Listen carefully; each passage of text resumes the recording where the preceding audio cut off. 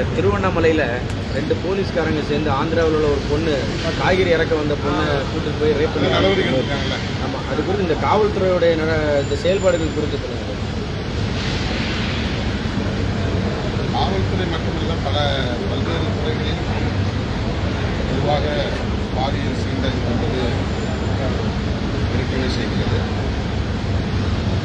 அரசு இந்த விவகாரத்தில் உடனடியாக அவர்கள் கைது செய்திருப்பது ஆறுதல் அளிக்கிறது.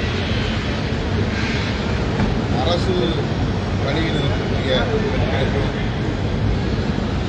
இது போன்ற பாலியல் சீண்டல் தொல்லைகள் ஏற்படாத வகையிலே முன்னெச்சரிக்கை நடவடிக்கைகளை மேற்கொள்வதற்கு அரசு கூடுதல் கவனம் செலுத்த வேண்டும் என்று சார், இப்போ அமெரிக்க அதிபர் வந்து இந்திய படங்களுக்கு வந்து 100% வரி விதிச்சிருக்காரு. இது நீங்கள் இந்திய நாடாளுமன்றத்தில் வந்து பேசுறதுக்கு ஏதாவது வாய்ப்புகள் ஏதாவது இருக்கா? இல்லை அதுக்கு முன்கூட்டியே இதுக்கு உண்டான நடவடிக்கைகள் எடுக்கிறதுக்கு எதனா வாய்ப்பு இருக்கா? அரசு தான் இதில் வந்து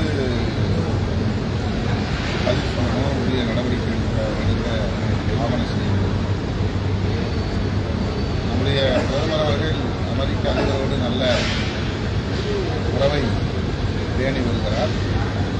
ஆனால் இந்தியாவுக்கு எதிராக, இந்திய மக்களுக்கு எதிராக அமெரிக்க அதிபர் ட்ரம்ப் பல்வேறு வகையில் தாக்குதல்களை நடத்தி வருகிறார். வரிவிதிக்கிற தாக்குதல்களை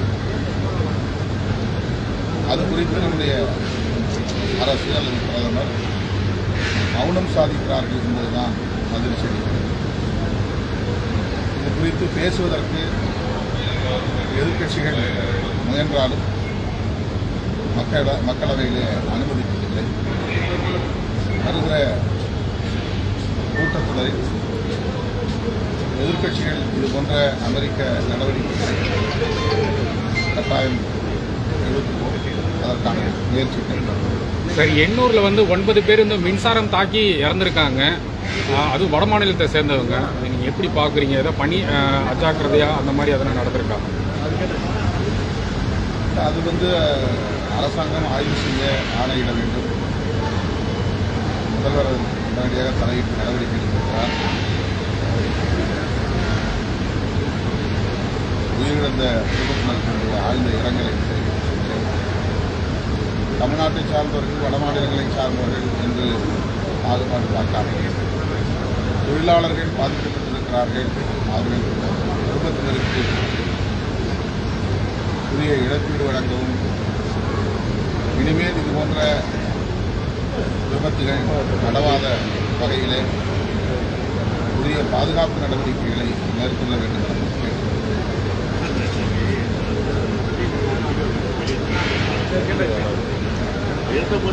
முக்கியமான பார்த்தீங்கன்னா இத்தனை மாவட்டங்களில் நடந்தாலும் ஒரு விஷயம் வந்து கரூர் நடந்தது.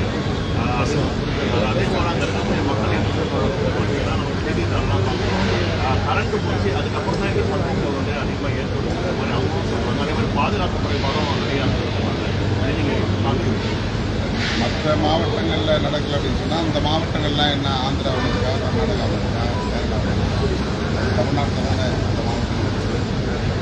அந்த மாவட்டங்களில் ஒரு பேரணி நடக்கும்போது பரப்புரை பேரணி அதிமுக ஆட்சியில் இருந்ததா, திமுக ஆட்சியில் இருந்ததா, இந்த ஒப்பீடு தவறானது. மற்ற இடங்களில் பாதுகாப்பு தந்த அதே தமிழ்நாடு காவல்துறை தான் கரூரிலும் இருக்குது. மற்ற மாவட்டங்களில் பரப்புரை செய்கிற போது தமிழ்நாடு அரசு என்பது அவருக்கு ஒத்துழைத்திருக்கிறார். இங்கே ஒத்துழைக்க மறுப்பது யார்? வெறும் செந்தில் பாலாஜி அவர்களை மட்டுமே குற்றவாளி என்று சொல்ல விரும்புகிறாரா? அப்படி என்றால் அவர் என்ன வகையான குற்றத்தை செய்தார்? ஆட்களை ஏறினாரா, கல் எறிந்தாரா, வன்முறையை தூண்டினாரா? அதனால் போலீஸ் லத்திச்சார்ஜ் நடந்து, துப்பாக்கி சூடு நடந்து உயிரிழப்பு ஏற்பட்டதா? இதுதான் அரசியல் நேர்மையற்ற ஒரு கருத்து. அது ஸ்டாம்பேட் அப்படின்னு ஆங்கிலத்தில் சொல்லக்கூடிய ஒரு நெரிசல் சாவுகள் கூட்ட நெரிசலில் திறந்துருக்காங்க. ஒரு ஸ்கொயர் மீட்டர் 4 பேர் அல்லது 5 பேர் தான் நிற்க முடியும். ஆனால் 10 பேர் 15 பேர் இருக்கிற அளவுக்கு கூட்டம் அந்த இடத்துல திரண்டு இருக்கிறாங்க. 10 மணி நேரம் காத்திருக்கிறாங்க. அதனால் ஏற்பட்ட ஒரு தற்காப்பு முயற்சி, நம்ம பிழைச்சா போதும் அப்படின்னு ஒவ்வொருத்தரும் அங்கேருந்து தப்பிக்க முயற்கிறாங்க. அதில் கீழே பேலன்ஸ் பண்ண முடியாமல் விழுந்தவங்க மேலே மற்றவங்களாம் ஏறி மிதிச்சு ஓடுறதுனால ஏற்பட்ட சாவு அப்படிங்கிறது 100 விழுக்காடு கண்கண்ட உண்மை. அதை போய் மறைச்சி அதில் வந்து ஒரு சதி இருக்குன்னு சொல்கிறதும், உள்நோக்கம் கற்பிப்பதும், திமுக அரசு மீது பழி கொள்வதும், இது வந்து மிக மிக ஆபத்தான ஒரு அரசியல். அவருக்கே இது நல்லதல்ல. இது அவர் சுயமாக சிந்திச்சு சொன்னதாக நான் பார்க்கல. அவர் கூட சுப்பேற்றி அவருக்கு இந்த மாதிரி இன்புட்ஸ் கொடுத்து இப்படி பேசுங்கன்னு அவருக்கு வந்து ஒத்திகை செய்து பேச வைக்கிறாரு. அவர் என்றைக்கு சுயமாக சிந்தித்து செயல் திட்டங்களை வரையறுக்கிறாரோ அப்போதுதான் அவருக்கு நல்ல அரசியல் எதிர்காலம் உருவாகும்.